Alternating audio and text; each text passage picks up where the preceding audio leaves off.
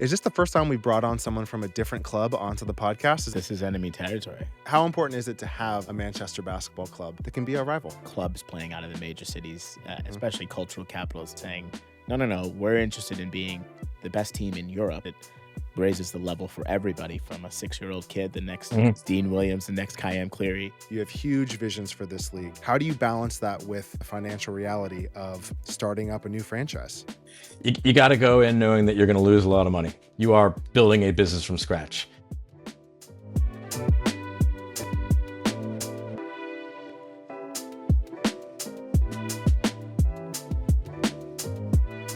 Hello, everyone. Welcome to Baseline. This is the London Lions Bulletin. I am here today with Lenz, Balan, the president of the London Lions. Hey, Lenz, how's it going? I'm doing all right.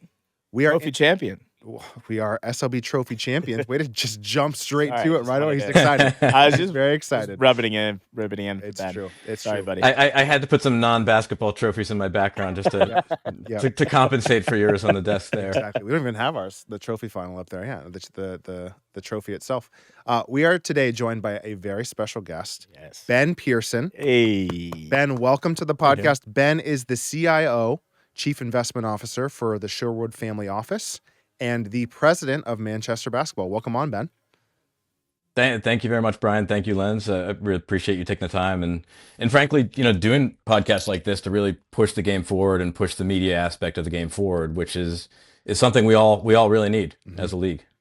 Is this the first time we brought on someone from a different club onto the podcast? Is this enemy territory? This is enemy territory. But I gave you a very brief introduction. Do you want to kind of give an introduction of yourself, your background? I think our audience would love to hear it. Yeah, great. I won't start too far back, but look, I've As been a in the child, investment business. I've always loved basketball. Yeah, you don't have to go all the way back then. Ever since I was a kid. I did love basketball growing up. I don't know in meters, but when I was 10 years old, I probably was still only like 4'5", so which is very, very small. So I developed an outside shot, and I played really hard defense. And so Sabonis would love you. Yeah. Look, I used to be the box and one guy when we would play people, but then once they hit like Nice. 5'5" or 6 feet, that was it. I just couldn't guard them anymore. They just hold the ball above my head, which was really insulting. But since graduating college, I've been on the investment side for about 26 years at this point. A lot of focus early on some of the more conventional stuff, hedge funds, private equity, venture capital, things like that. Worked in a number of different positions. I worked for, before joining the Sherwoods, I worked for a firm called Wafra, which was owned by the government of Kuwait. So, got a really good visibility into how some of the sovereigns think and how some of the sovereigns invest, which I think is relevant to some of the stuff we'll talk about later in terms of NBA Europe, but then also our neighbors over at Manchester City on the football side. And then I joined the Sherwood family in early 2021. They are a single family that I work for. He has a private equity background, and I've been their chief investment officer for 5 years and change, and also president as well, helping build out the operations. Great family to work for. Our focus still on a lot of the conventional stuff like a private equity, venture capital, et cetera. We have looked at sport before, but never invested in sport, whether at the Sherwoods or at Wafra. Actually, at Wafra, we had a big seeding business. Seeding means like giving managers their initial capital to kind of get their business started. And we actually looked at Arctos back in the day when they were first forming, which would have been a great deal for us as well. And it's just incredible to see the success they've had. But that was kind of that nascent era. Like we're in a different era of sport investing now, where 20 years ago it was one or two funds, and now it's you have multiple $10-12 billion funds. And Arctos was one of the first movers in the space. So we've had a lot of visibility there, but never invested. And in the Sherwoods, we looked at a lot of football deals. You see a lot of European football. And I think 10 years ago, again, the play was you see a football team, they own their land, and you can almost create the whole value of the franchise by taking the land and doing whatever with it. But that trade has moved away a little bit. And so really what attracted us to the basketball, sorry, I'm sort of jumping ahead, is we became very opportunistic in our mandate. I'm a very creative person. Ned is a very creative person, and he gives me a lot of runway to look around. this came to me as a very distressed opportunity, as you both are aware and kind of lived through it in summer of 2024 when the Manchester Giants, which had gone into administration, were still owned by the prior league. And I got a call from Vaughn Millette over in Sheffield. Shout out, Vaughn. Our wives went to school together. We've been good friends for 20 years, and we've done a lot of really interesting investing. He'd be a great podcast guest. Yeah. It checked a lot of the right boxes of here's a distressed kind of situation where you're talking about a top tier 1 sport in a tier 1 country that's English speaking, which governed by rule of law. Obviously, rule of law went a little awry for us for a little bit in there. And then in Manchester, which is one of the greatest sporting cities in the world, not just in England. And so it was all, teams own the league, like 9 teams, the game can grow. Look at what it was in the late 90s. And it was just kind of checking all these boxes for what you look for. And then what also really spoke to me was, I thought to get this club right and to get this league right, you needed to do the whole pyramid. You needed to get kids and players into school. You needed to build academies. You needed to just get it all working in concert. And my parents were both teachers, so I think this spoke to me a lot of like how you can kind of do good for your team by doing good for the community and doing good for everything else. And so, continue to the jump ahead theme. Like one of the first things we start talking about is renovating courts in Manchester. Yeah. And so we have 2 courts that are still pending renovations, which welcome to UK government and politics. Nobody's against court renovations, but it's very 11 months later after we've gotten funding, and now we have to wait till spring for the weather. And anyway, as a sort of a long intro to myself and kind of what brought me here, but there was just so much to kind of like. In terms of initial pitch, the only thing that was really, really tricky was this was the first week of August in 2024, and Vaughn gave the, sort of, oh, and by the way, you need to field a team in 4 weeks, and you have 1 employee. Yeah. The great Dom Allen. The great Dom Allen. That was Dom Allen. That was an incredible pod. I didn't even have to ask any questions. It's interesting because, Lenz is president of the Lions, attracting in investment from Tesanet from Lithuania. Ben, owner, president of Manchester Basketball, obviously attracting an investment from the States. I do want to do a little bit deeper dive of the attractiveness of investing in British basketball. Because I think in the British basketball community, I've been here for 5-6 years now, they definitely, football is king, obviously. Football, rugby, cricket. Mm-hmm. Basketball is not seen as, one of our tier 1 sports here. But it's attracting a lot of investment from international investors. So I do want to go through point by point of what you said about why this was a attractive investment opportunity. So again, can you just kind of go through almost your investment thesis of why Manchester, why basketball, why SLB, why was this such an attractive investment for you? Yeah. So rehashing a little bit is you look at the summer of 2024 when the league was porting over to Super League basketball. Manchester Giants had gone into administration, which again is emblematic of how the sport was kind of undercapitalized for so long. The fact that you have basketball, an incredibly popular sport, if not at the professional level, at the playing level, at the grassroots level, et cetera, gone into administration multiple times in its history. The city, you don't need to sell you on Manchester. I mean, you have Manchester City and Manchester United, and the Gazzetta in Greece did a really nice piece, I thought, talking about that dynamic. Mm-hmm. But you have 10 teams within a half an hour driving distance on the football side, also, drawing 15, 20,000 a game. Yeah. Now that, to your point, that doesn't just translate to basketball, right? But you're going through Manchester, whether it's rugby, whether it's cricket, whether it's aquatics, you do see a popularity that way exceeds basketball when it comes to professional level. And you just get the talent. They have the education programs in Manchester. The amount of talent to run sport organizations is deep in Manchester. Well, that's a great point, right? Another great thing about Manchester coming in is MCR active in the city council. Mm-hmm. They're incredibly supportive of growing sport in the city, and that's at the professional down to the grassroots level. And I think that's really important as well, as you've seen over the last several years, and I've really learned is you need the public-private partnership to be aligned to help this game flourish. because whether it's the city owns the land that you want to build a stadium on, or the city can help access to the schools, it all intertwines. No matter how well intentioned you are as an owner, you need this coordination with the government. Okay, so you looked at the current state of the club and the franchise, so distressed asset. You looked at the willingness of the city to embrace a sport, to have the talent, to have the local government embrace it and support it. What were some of the other factors that you looked into?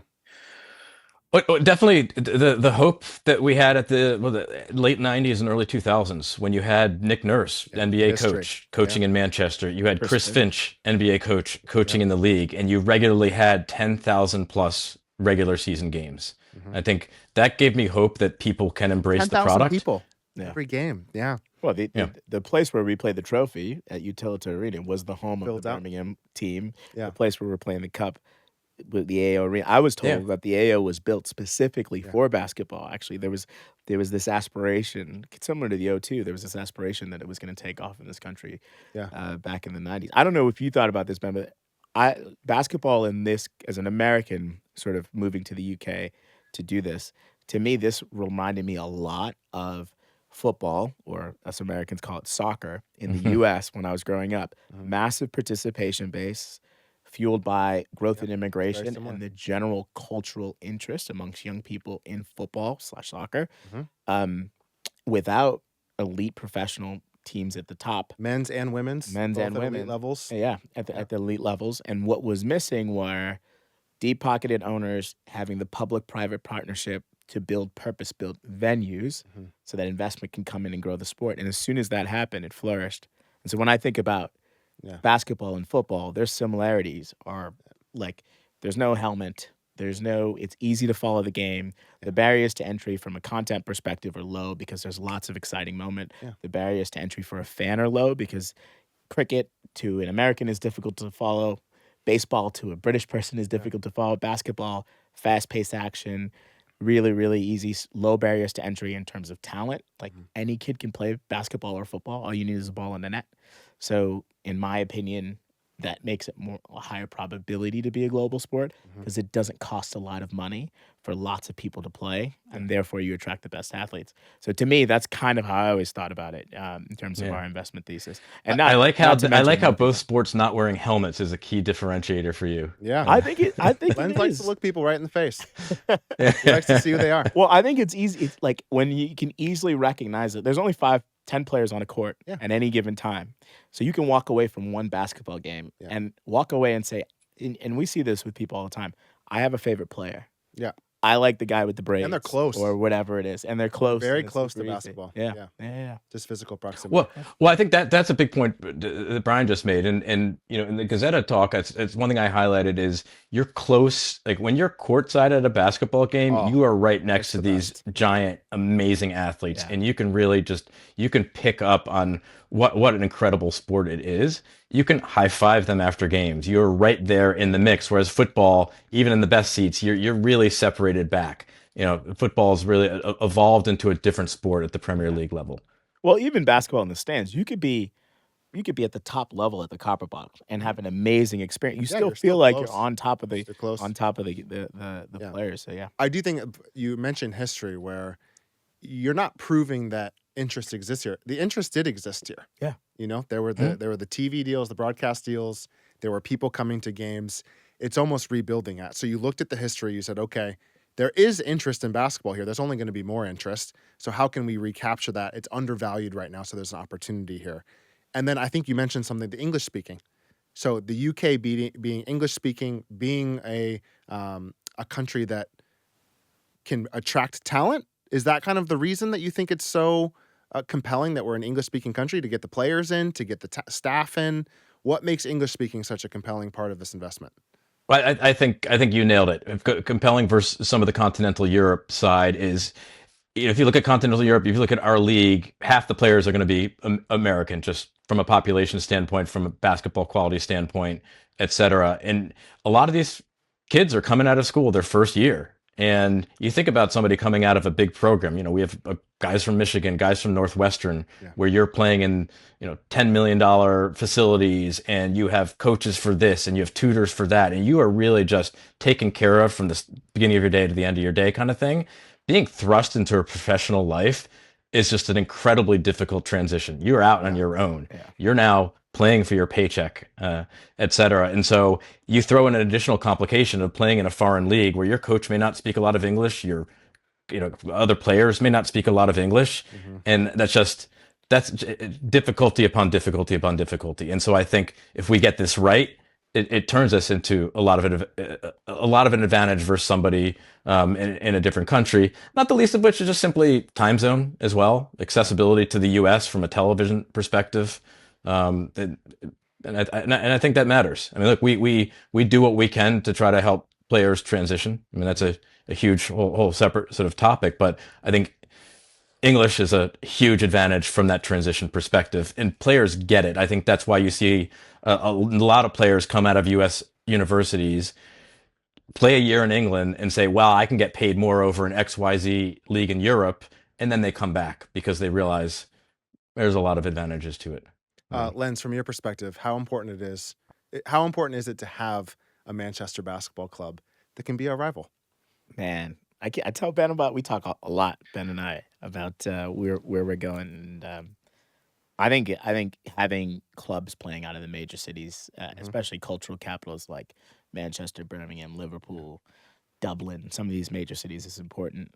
And Ben's vision for the club, I think, is equally as important, because we need multiple clubs going out and saying, no, we're interested in being the best team in Europe, not just the best team in the UK. And what that does is it raises the level for everybody, from a 6-year-old kid, the next Dean Williams, the next Kayam Cleary, all the way up to Kayam Cleary today, right? The idea that they could play home at the top European level, I think, is just a really, really important thing for UK basketball. And for fans, Manchester versus London is very fun. Sorry, go ahead, Ben. Yeah, no, Lenz, you nailed it in terms of, well, I guess that's a little bit separate to the Manchester-London rivalry, but the idea that as we at Manchester improve and the league improves, the number of talented UK players we can bring home, right? And you mentioned Kayam, a great example. He hadn't played in the UK for 7-8 years, and so he came home. Literally, he grew up around the corner from our home arena in Gorton, and the impact he can have playing domestically is just 10x the impact that he has playing for a team Pro A France or whatever, to the league, to the country, to the kid who can come to the game and see that oh, this guy followed my path. So how do you think about building basketball culture in a city like Manchester that is so football dominated? Basketball is such a different culture than football. I think it's just tapping into that and reminding people of it in a way.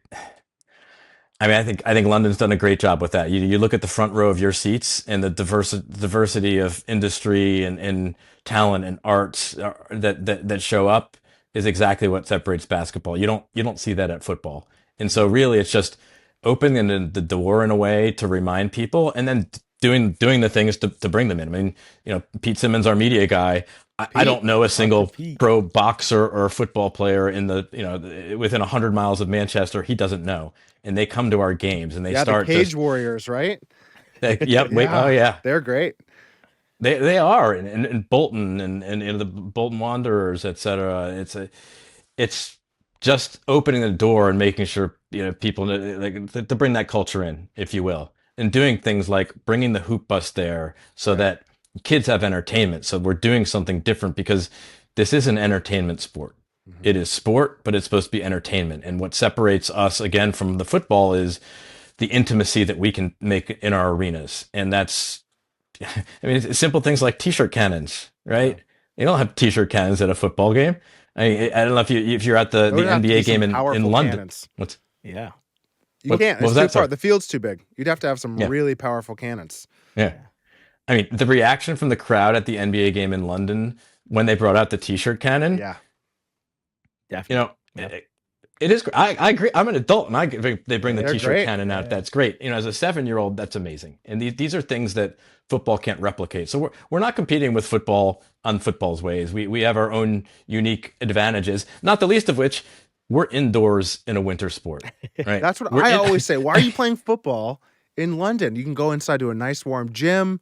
You get to play all season long. It's great. Well, I think there's an interesting thing. There is a football and basketball overlap because there's there are clubs who lean into culture the way that I think we're trying to lean into culture. But there's also like there are people who just love sport. Like I get just as excited going to watch a football match as I would a basketball match. I just love sports. I'll watch basically any sport that's on television. But then the other bit is I think the low barrier to entry and the entertainment function that you can create means you can attract a much, much broader, more diversified group of people. So in addition to getting some football fans who are just sports fans, we can hit them where they ain't. Like when you go to a Manchester game or a London Lions game or a game in Newcastle, you're seeing young people, you're seeing boys, girls, old people, people on dates, people with their young children. There's just such a massive pool of a potential fan base that we can naturally attract. That is kind of difficult for other sports to attract. So I think it's a really fun, entertaining night out. I mean, and people say this kind of half jokingly, but it's real. Like the indoor aspect of a winter sport cannot be overstated. You go to a football game, you're going to get cold. And by the way, I don't know what age kids you have if you have kids, but I have a 4.5-year-old and 7-year-old. And let me tell you, the ability to eat at your seats at a basketball game versus a football game where you're just sitting there, like it's nice. That's meaningful as a parent to be able to feed your child with snacks. It's meaningful as a parent to be able to have a pint while you're watching the game, not scrambling in that 15-minute segue at halftime with thousands of other people just trying to get a sip of beer. It's true. Or soda. Pete took me to a very cold, very rainy Bolton Wanderers game one weekend, and it is an experience in itself. It's you gotta be tough. You can experience it, but in terms of like consistent fan experience, indoors is very nice. And Ben, you mentioned in the intro a little bit, how do you build culture? Why is this an attractive investment opportunity? It all starts with the team. Who are the actual people building the club, who are actually going to be building the interest in basketball, building that culture? And you said you started with one employee. Can you talk to us a little bit about your approach to start this season and how kind of you've tried to build this out very last minute from what it sounds like? It was like that could be a whole nother podcast. It was absolute chaos. Again, you think about first week of August is really when I'm starting to get into this. I want to say it was like August 10th or something when we closed the team, if not later.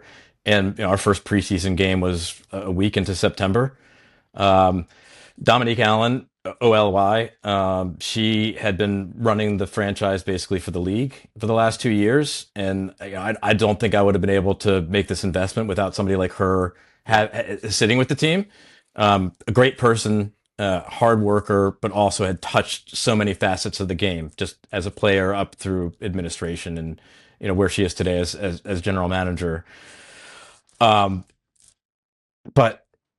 the like amount of different things that had to come into place that I didn't frankly fully appreciate. It's this whole sponsor license thing.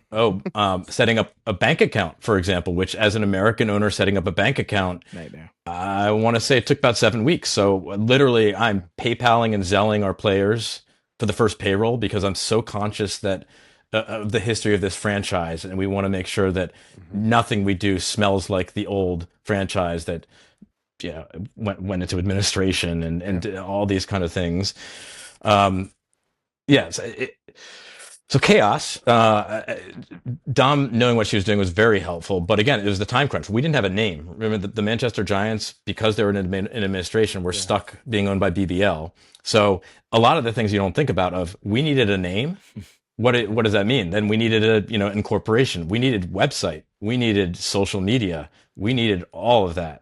And you talk about how building the culture from the inside out. And in that regard, I got extremely lucky. Dom is one of the most well-respected people in British basketball, period. As is her family, Clive up in Birmingham and her mom, her sister, etc. And then doubly lucky that Pete Simmons was around. Pete being at Leicester for a long time. Great creative. He excited. Great guy. I mean, and he was just excited to build the project, even knowing that the project was you need a name, social media, this, that, all that stuff, and signing players, signing coaches, all within 3 weeks. Yeah. How does that? There's a really interesting balance there where, you two I know are very ambitious. You have huge visions for this league. How do you balance that with first you're setting up a team and the financial reality of starting up a new franchise? You got to go in knowing that you're going to lose a lot of money. And you have to be comfortable knowing it may take a while to stabilize the operations, stabilize sponsors. You are building a business from scratch because you're not acquiring a brand. There's no brand recognition. There's no history. It's not like a Wrexham, where Ryan Reynolds is coming in with Rob McElhenney, and there's a huge history there. You're starting it from scratch. It is a true startup franchise. Yeah. No, we debated videotaping it because of just the pure chaos of all that we were doing. Maybe we should have. And I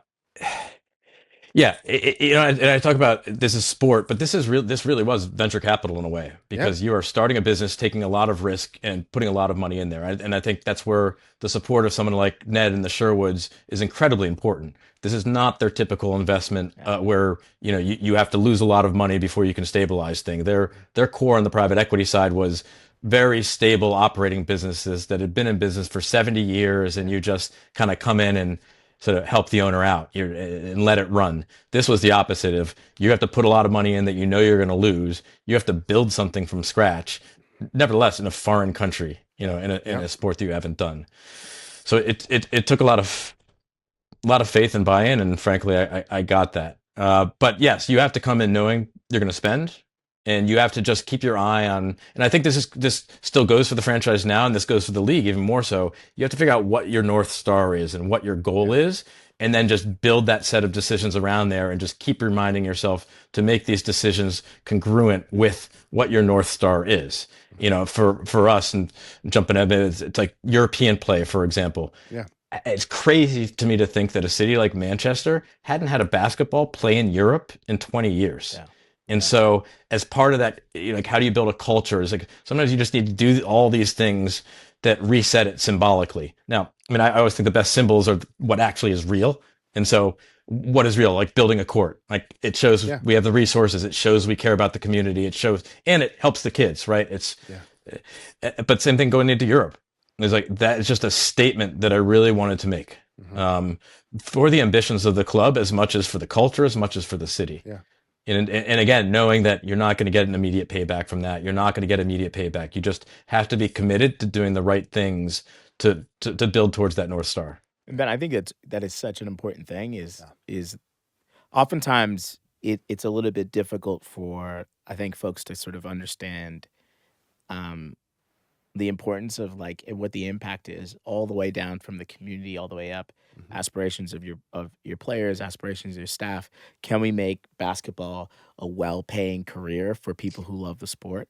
All of that is dependent on investors who have come in recently in the SLB. Investors like Ben and Vaughn and Denise, who all have the same sort of perspective about it. Is like the potential of British basketball is going to be unlocked by a combination of a set of clubs who have bootstrapped it themselves. So shout out to the folks at Leicester and Newcastle who have really sort of carried the sport to a certain point. A recognition from all of the owners, new and old, that we need to get into a capital growth phase. That capital growth phase should come from the clubs themselves in order to build a product that we're all excited about.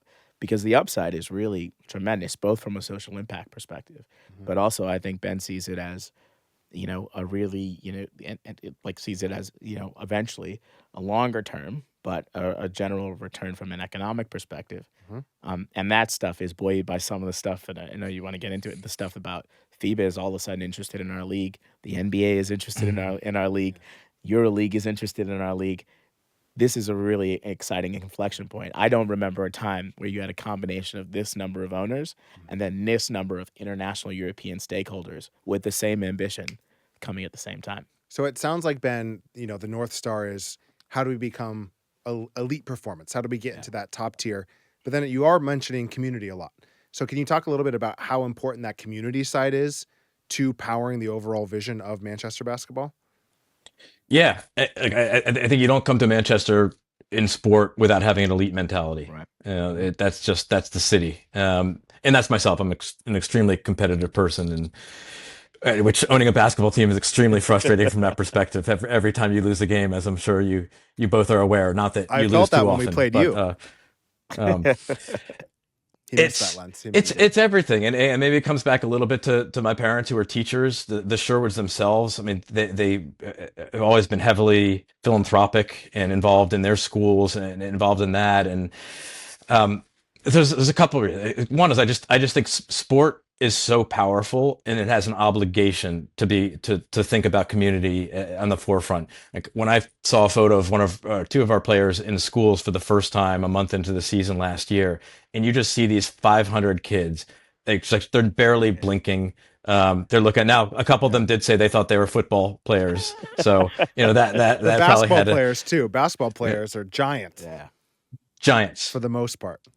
Yes, but like seeing, just seeing their mouths agape and just paying attention to for 60, 30, or whatever straight minutes it just hammers home the power of what you control when you control a sports franchise. And to me, that translates into an obligation to do those things, whether it's just going into a school or being involved with the academy.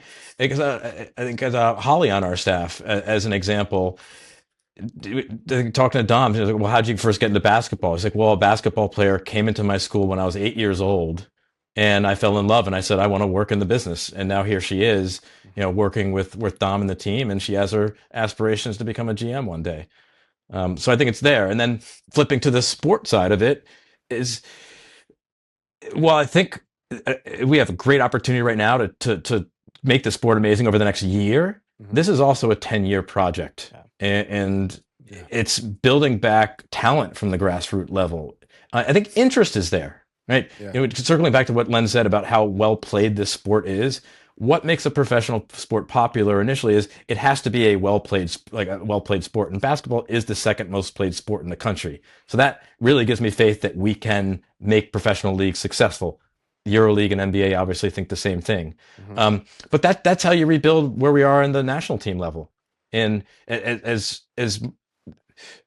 so much signs of progress as we've had on the women's side and the men's side nationally, we know we need to rebuild from the grassroots up, and that takes time. And I think the pros have to lead by example to inspire, also financially in a way, and collaborating with the municipalities, with NBA, who's been putting a lot of money into 3x3 and grassroots, et cetera. But it's got to be a collaboration. Like I think the money that's been spent in basketball for a long time, there's not been a great accountability with results.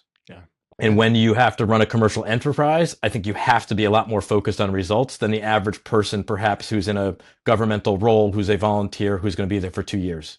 Yeah. There is nobody that has more of an incentive to grow participation audience to create elite basketball players than we do. As clubs. Any of the clubs. Nobody else does. The clubs have the biggest thing. And I think the important part, what you mentioned there, Ben, is if you want a top GB team, you have to have domestic basketball teams trying to compete at the top European competitions. Yeah. That has to be, and you have to be able as a league to be able to absorb NBA Europe teams, EuroLeague teams, FIBA teams.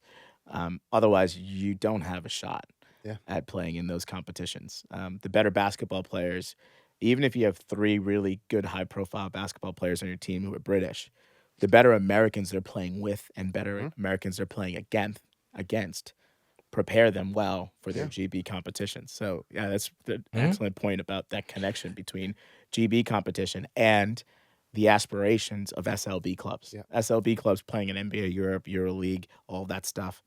That's what's going to create a good GB national team, and that connection. You're right, and I think Matt Godwin, Goodwin, who was on one of your podcasts recently, talked about that. He was like, I look down the bench at the players on this team, and it's ex-NBA, ex-NBA, ex-Euro Cup, ex-Euro League. Yeah. That's how face up. Better. Yeah, it was fun seeing Kane and Amin play together. On GB. On GB, get that experience. Play in Europe, come back, heartbreaker game, but still, like getting that experience together. It's very fun to watch. You were in the news recently, Manchester basketball related to NBA Europe. I think that ties into the long-term vision, of how do you become the most elite club in Manchester? How do we become elite clubs in the world? How are London, Manchester, how are SLB clubs globally recognized for basketball, like Olympiacos, like Fenerbahce? So Ben, can you talk a little bit about how you see Manchester when it comes to joining those top level leagues like NBA Europe, EuroLeague? Yeah, coming back to the North Star is you don't come to Manchester to build a second tier team in a sport. When we first came in 2024, NBA Europe was rumored around. I'm saying now it's turned from rumor to full on. This is happening, which is really exciting. Like first and foremost, from a Super League basketball perspective, this is incredible. Like having a team coming in Manchester and a team coming in London, where they've publicly commented that these NBA Europe teams will play in a domestic competition. And that is going to be great for our media attention. That's going to be great for franchise valuations. That's going to be great for just raising the overall level of play in the league. For us in Manchester, it's really exciting. Like, look, we're in the room and discussions about whether we're going to place a bid ourselves. That's the jury is still out there. I want to understand the economics of it a lot better. But I think it makes a lot of sense that what the NBA Europe is doing, and I think for us, it can make sense to be the team. But even if we're not the team, it will be great to have a rival down the street. It'd be great to have a rival down the street. I'm not saying we'll be Man United, Man City right away, but we'll certainly do our best to foster it. If the rumors are true that it's Man City, which we will see, people say, well, what are you going to do about your nice neutral logo? I said, well, we'll just take the blue out. Pretty simple. Yeah, you've got both sides covered. You just remove one out. But Ben, from an owner's perspective, like how exciting, I mean, would it be if you all of a sudden got EuroLeague teams, NBA Europe teams, and Champions League teams, and maybe Euro Cup teams? I don't know how it all ends up unfolding, all playing in our league. From an investor's perspective, if I'm a prospective owner, like, wow, maybe I'll put a team in Dublin, maybe I'll put a team in Brighton, maybe I'll put a team in Birmingham. Yep. And like, yeah, how does that impact when you talk about this with we talk about this with Testnet guys, the ownership group. Yeah, when you talk about it with your investors as well, like how excited are people about all this sort of influx of interest from top European leagues into the UK market? Yeah, it's great. There's two things I want to hit in there. One is, for us to potentially be the team is really exciting. For us to have a competitive team in our city is really exciting. I also think it can make a lot of sense for whomever the ultimate bidder is, whether they want to partner directly with us or not, to roll us in as part of that bid, right? Is just coalesce around one image and one marketing and one just North Star for Manchester basketball. Yeah. I think that can make a lot of sense, not the least of which is, how difficult it is to set up all the basketball infrastructure. Yep. And so I see if the NBA's goal is this 2027, to the extent, and this goes for Manchester, this goes for other cities, whether it's London, whether it's the European cities, if you don't already have an existing team, it can make a lot of sense to take another team in that city and roll it in and just kind of help not catalyze, maybe not the right word, but the sort of just step function up there. But then stepping back to a point you both have made, which I think is probably the most exciting point of all this, EuroLeague is interested in the UK. Yeah. NBA is interested in the UK. Now, this is nothing super new, right? The UK is the sixth largest GDP in the world, second most played sport in the country, et cetera. But what's different this time is they're actually here and they're doing something, right? Yeah. You guys are in Euro Cup right now. We worked to try to go to Champions League this past year. Now you have FIBA and the NBA coming into our country. Like, you talk about one of the questions I was asked a couple of times is, what do you lose in culture with the sort of the Americans coming in? And I think if you're continental Europe, it's a different story because you have these EuroLeague level teams and the passion and the sort of that different kind of dynamic. The UK, we don't have that. And so we're not losing as much for some other people, but long-winded way of sort of getting to, imagine if you have a NBA Europe team in London and you're a EuroLeague team and the rivalry that creates. Imagine if we have an NBA Euro team in Manchester, and then how do you create what Europe has? It's rivalry. And on the one hand, we don't have that sort of fiefdom of football or whatever it's called, where you're just born into a fandom. But on the plus side, one, we can create that, but two, we can create that with every single fan base. Yeah. If I'm the NBA team in Europe, I can galvanized fans from both sides to hate London. Yeah. Yeah. Yeah. No, it's true. Totally. I think it's important. Both you two have both talked to me about this on this pod and otherwise, where when you look at that North Star, that level that the Lions want to hit, Manchester, that SLB clubs want to hit, you're right. It's a 10-year project. It takes a lot of investment. You are experiencing a lot of losses. It is a true startup. And if you look at it from a VC perspective, you're not even thinking about profitability or sustainability for years. The 5 to 10 years, you're looking at how do we grow the enterprise value of this franchise, of this, if it's a startup of this company. And so this is a question for both of you. Ben, I want to start. When you look at where SLB clubs can get and where you want to take Manchester, it does seem like it's arenas, it's being similar to a Fenerbahce, an Olympiacos, a Real Madrid, a Barcelona, where you have these sold out arenas, you have this passionate fan base. That takes a lot of investment. And there is a lot of talk in the fan community about, well, let's be sustainable. Let's how do we become profitable? Give us a sense of what is the goal of these type of franchises from the investor point of view? Because that's really what we're trying to attract in and what attracted you in. So my question is around kind of how do you see or how do you frame this type of investment to where you want to achieve, where you want to get to when it comes to kind of building the franchise out? Yeah, it's a good question with a lot of legs, and I would say I do think about profitability a lot. Mm-hmm. I also do think about it being very far away, but I'm not averse if it happens before year 10. It's always more comfortable. Well, it's not a bad thing. I remember my parents when I had my first startup were like, "Well, are you profitable?" I'm like, "That's not even." They're like, "Oh, well, talk to us when you're a real business." It's always like, "Are you a real bit? If you're not profitable, you're not a real business." But that's not the goal in many of these situations. No, I think.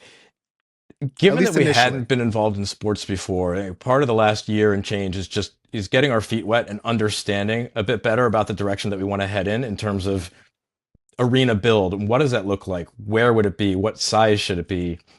I think also seeing where some of the NBA discussions end up, because certainly if we're an NBA Europe team, the arena requirements are going to be very different than if we want to be a top SLB team, or maybe not.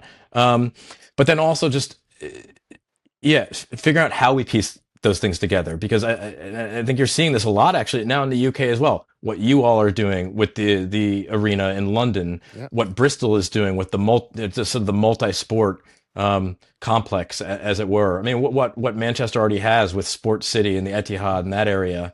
I think it's Birmingham, right? It announced essentially a $2 billion project where it's football, it's other sports, should be basketball too, frankly.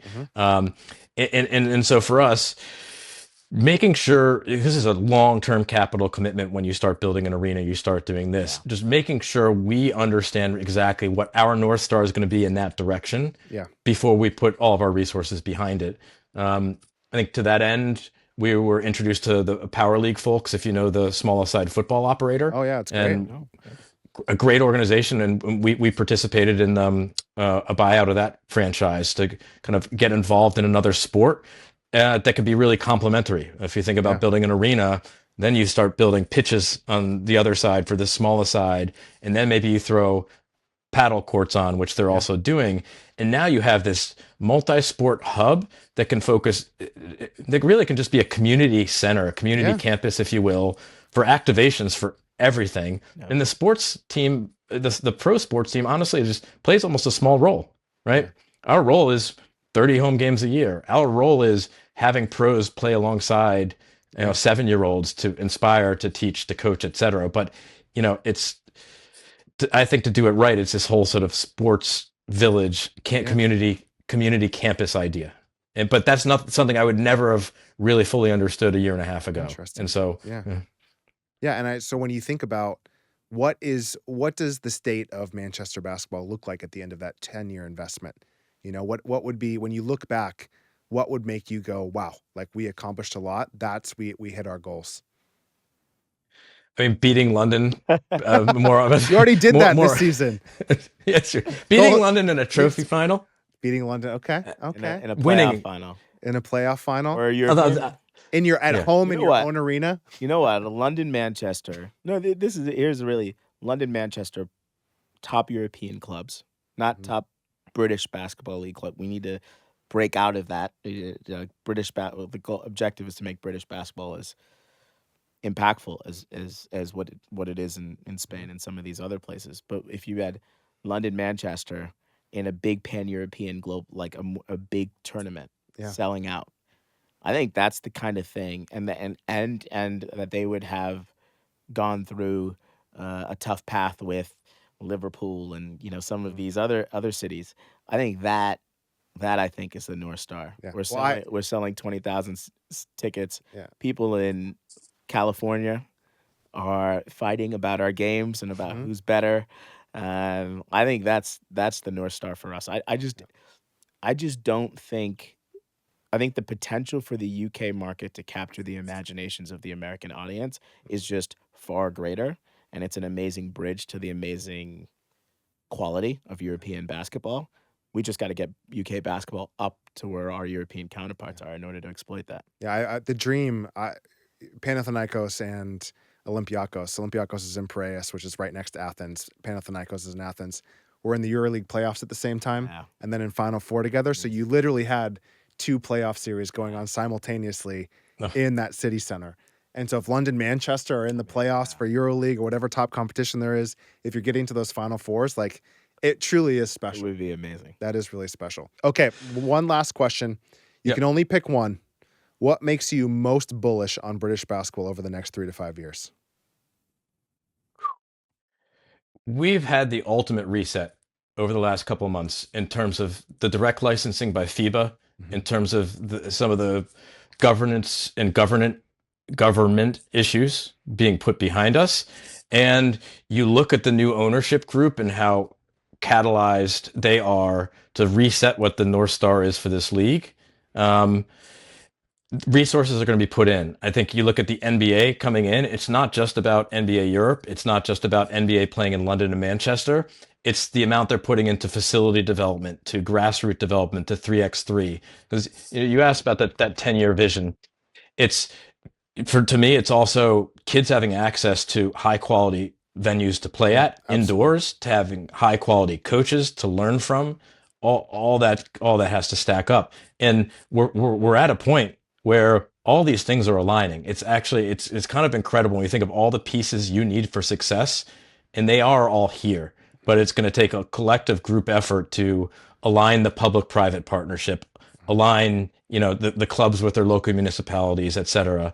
But the number of pieces that are in place right now to drive success is incredible. And looking at Super League, where we have 9 franchises, we should be able to grow to 15, 16, 17. And if you're an owner looking to come into, a Dublin, a Brighton, wherever, you've got to be super excited, because, the quantum of capital it takes to buy a team, build a team here versus other countries of similar quality. It's an incredible opportunity there. And so I think this is all going to attract even more good capital into the league to catalyze that success. We still have to manage it correctly. We still have to do a lot of things correctly, but everything is coming into form that you would want in order to catalyze success. Yeah, the governance direction now finally being, it seems, settled in place has been a huge weight off, I think, everyone's shoulders.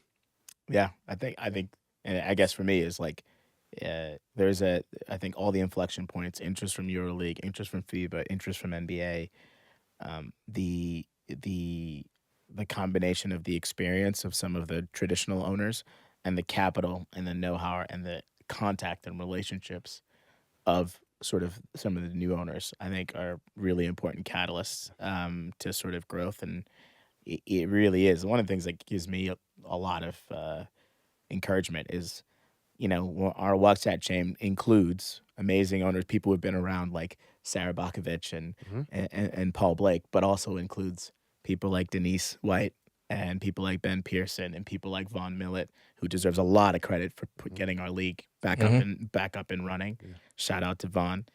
And investors like the Tessonite Group and the Sherwood Group. That is like the beginnings of something.